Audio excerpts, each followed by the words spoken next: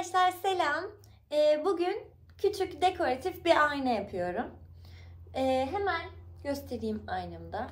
Şöyle yanımda. Bakın şu şekilde. Böyle rengarenk bir ayna yaptım. Şimdi tabii ki bu model yapmak zorunda değilsiniz. Ben bir arkadaşımın benden ricası üzerine onu hediye yaptım.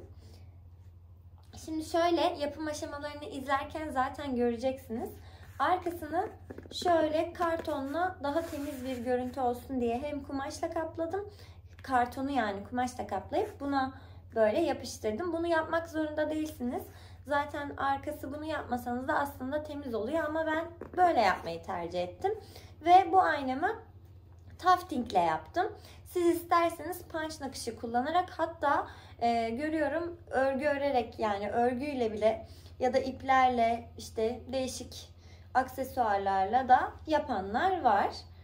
Bu şekilde oldu benim aynam. Hemen lafı uzatmadan videoma geçiyorum. Arkadaşlar şöyle küçük bir kasnağım daha vardı benim. Buna böyle plexi ayna aldım. Plexi aynaların bakın şu şekilde. Şöyle önünde şu an koruyucu yüzü var. Bunu böyle buraya koyup çizdim. Orta noktası için de şöyle bir tabak kullandım. Tabağa koyup orta noktasını çizdim. Ve böyle çizgiler koydum. Şimdi buraları taftingliyorum. Bordo ile başlıyorum.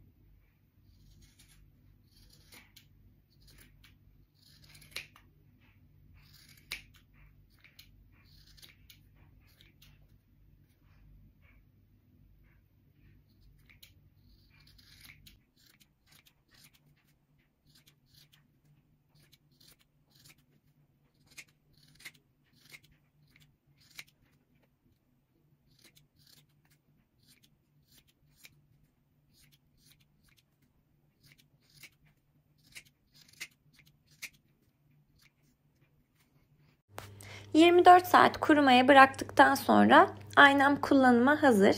Bu şekilde oldu. Ben çok sevdim. Umarım sizler de sevmişsinizdir. Farklı yorum ve önerilerinizi bana Instagram Demet Kurtdere hesabından ya da burada alt kısımda yorum olarak bırakabilirsiniz. Bir başka videoda görüşmek üzere diyorum. Kendinize çok iyi bakın ve hoşça kalın.